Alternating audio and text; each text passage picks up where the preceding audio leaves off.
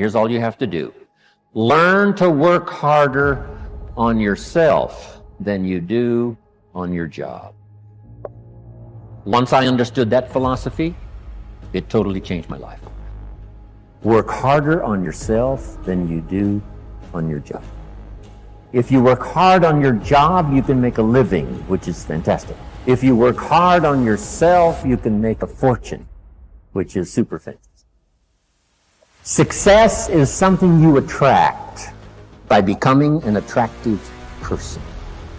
Success is not something you pursue. Success is something you attract by the person you become, by becoming an attractive person. Never be satisfied with yourself. Always know that as you invest the effort and time on you, that's the greatest ability that human beings have above animals. See, a dog can't be anything but a dog. Tree can't be anything but a tree. Human being, you've got unlimited potential. You can put effort on you, and by concentrating on you and developing you, you can transform your life wherever you are right now. So you want to work on yourself. My dreams are first every day, then my wife, then my kids. I can take care of my wife and my kids now. Would you agree? I abandoned this. This is the fuel for who I am. I abandon this dream, and then I can't take care of them. And then I'm going to tell them what? It's all right that you didn't win. No, it's not all right if you don't win. You need to win. How many of you need to win more? Okay? If you don't control your environment, folks, somebody else is going to control your environment. You guys that run teams and run organizations, if you do not control your environment, someone else will control your environment. You are being controlled in your environment right now. If you don't control your environment, it starts with me. When I was 45 years old, I'm like, I'm going to control my environment. I'm going to take every penny I have, all the energy I have, all the resources I have, and I'm going to improve me. If I got to go broke in the process, because I'm already broke. Look, if you're not fulfilled to if you're not reaching your full potential every day, you're broke right now. If you find your passion, you're going to have this tremendous energy. It's sustainable energy. But momentum requires you always do the next thing to keep the momentum going. If you believe in what you're doing, that's fuel. It adds more fuel to your fire. You got to keep going. You got to keep pushing through. You got to keep persevering. Because at the end of the day, when you do, and you do, and you do more, you will be amazed at how the universe conspires to help you get to the place that you wanted to get to.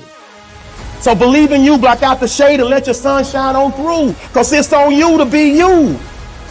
And the reason you get yourself in a passionate place is so that you change your life, and the only thing that changes your life is making a decision. So while you're in this passionate state, that's where you make decisions. The only way that commitment and the energy and the momentum continues is if you take immediate, massive what, my friend? Massive action is the cure-all. Massive action is the cure-all. That's how you develop yourself. That's how you begin to appreciate what you get.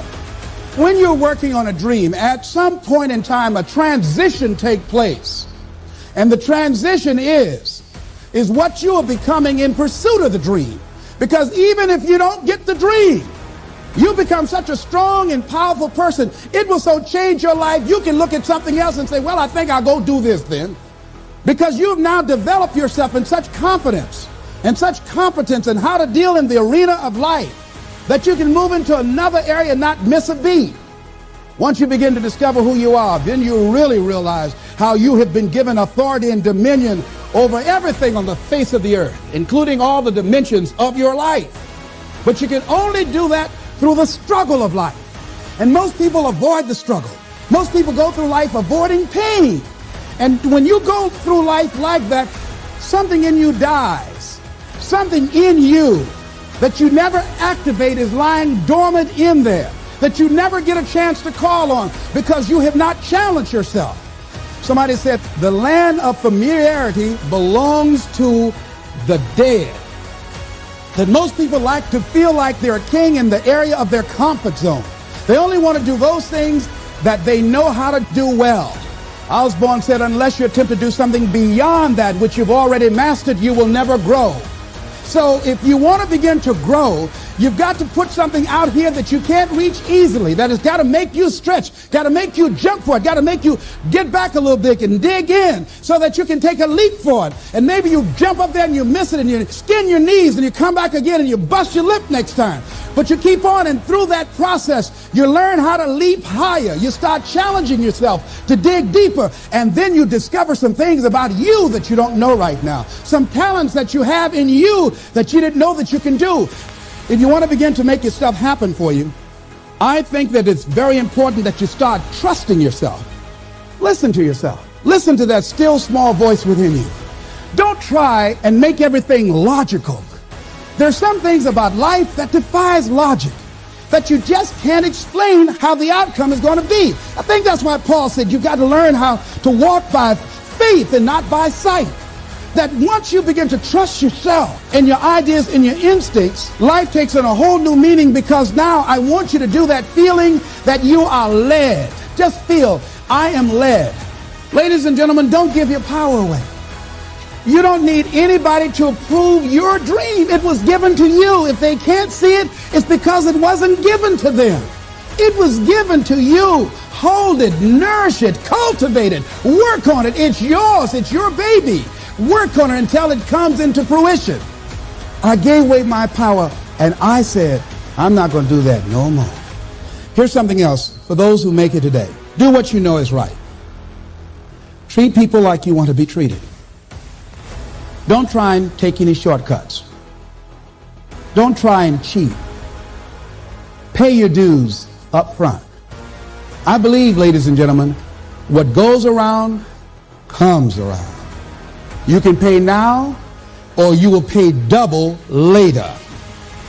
So do the right thing. There might be a tendency sometimes, because of the negative part of our consciousness and our own programming, for us to want to say, well, I just do it this time. It won't matter. Won't nobody know. Ladies and gentlemen, everything matters. And you know you're somebody. You know. I'd rather lose out on my dream doing the right thing than to cheat trying to make a shortcut to get to my goal. I want to be able to look myself in the mirror. And that's what you want to do. There's no saying, judge a man not by what he does, but by that he doesn't have to do.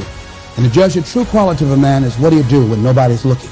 See, there's some good out there for you in the universe that has your name on it.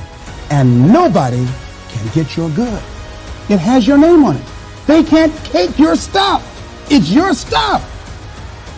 So when you know that whatever you're seeking, it's also seeking you, you don't worry. You don't run scared. You don't think somebody's going to take it from you.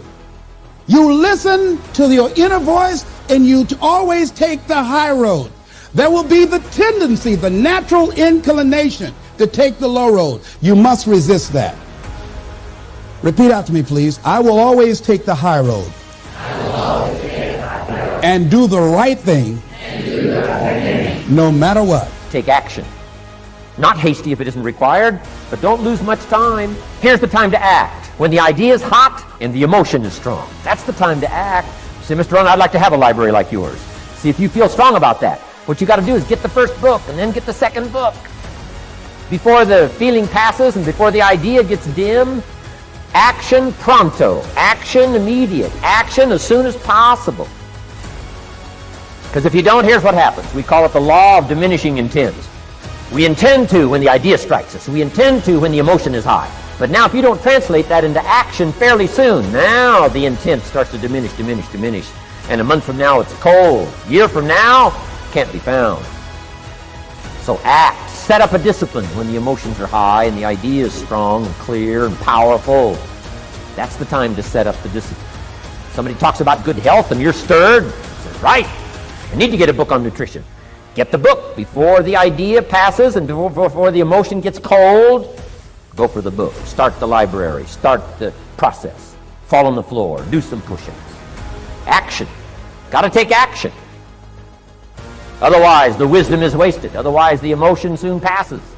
unless you put it into a disciplined activity. Capture it. Disciplines is called how to capture the emotion and how to capture the wisdom and translate it into equity. Disciplines. Now here's what's important about disciplines. All disciplines affect each other. In fact, here's a good philosophical phrase. Everything affects everything else. Nothing stands alone. Don't be naive in saying, well, this doesn't matter. I'm telling you, everything matters. There are some things that matter more than others, but there isn't anything that doesn't matter.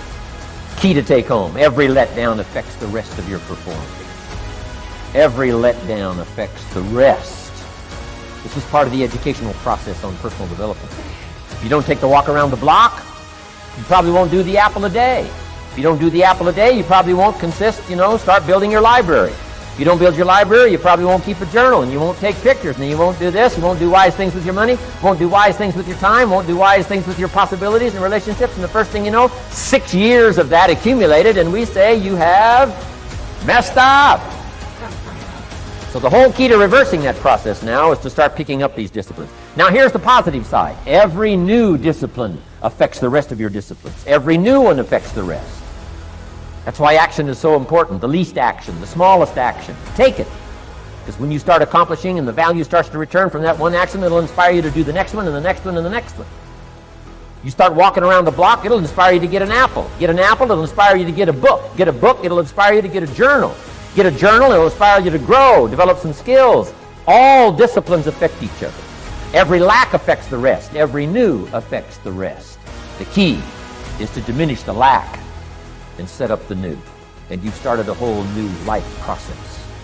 Also, one more thought on discipline. Here's the greatest value of discipline. Self-worth, self-esteem.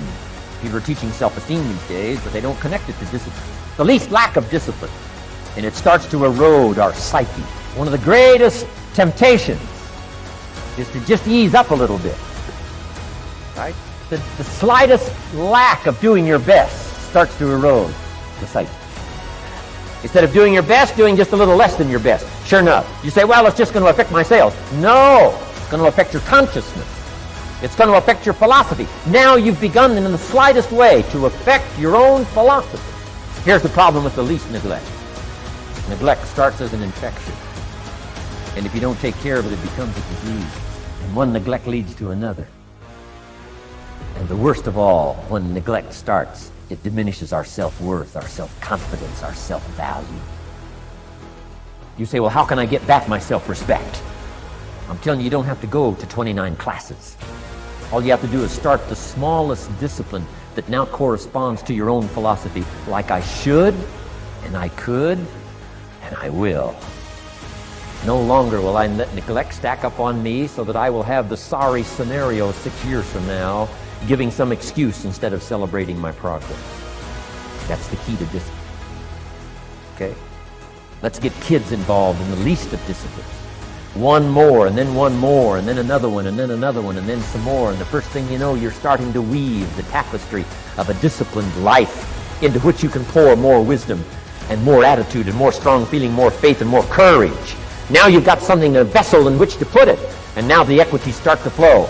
And the early return, I'm telling you, if you'll start this process, the early return will have you so excited. You'll commit yourself to this strategy for the rest of your life. You'll never go back to the old way. Join a new crowd. Join a new group. The disciplines to do it. Take action. I recommended the last time I was here the little book, Richest Man in Babylon, and I said I've lectured now to over 3 million people in the last 33 years, and I've recommended this little book to almost all of them, I think. Guess how many have actually gone and got this little book? Answer, very few. My best guess is 10%. Such an easy thing to do. In that last seminar, right, I suggested this little book, number one, is easy to find. Number two, it's easy to buy. The most you can pay for it, $6, $7, $8. You can borrow that from your kids. And number three, it's easy to read. It's in story form. That's why I use it for teenagers, teaching them how to be rich by 40, 35 if you're extra bright, much sooner if you find a unique opportunity. But if it's easy to find and easy to buy, and if it's easy to read, why wouldn't everybody go get it? We don't know. What do you know? You don't know. I don't know. Nobody knows. Here's how profound it is. Some do and Some don't. Now here's the numbers. About 10% do. 90% don't or won't. We don't know the mystery of that. And I'm telling you, 10 years from now, those numbers will still be the same. 10% will, 90% won't. The numbers don't change. Only the faces change. You're looking at one of the faces. I used to belong to the 90% who couldn't be bothered even if it was easy.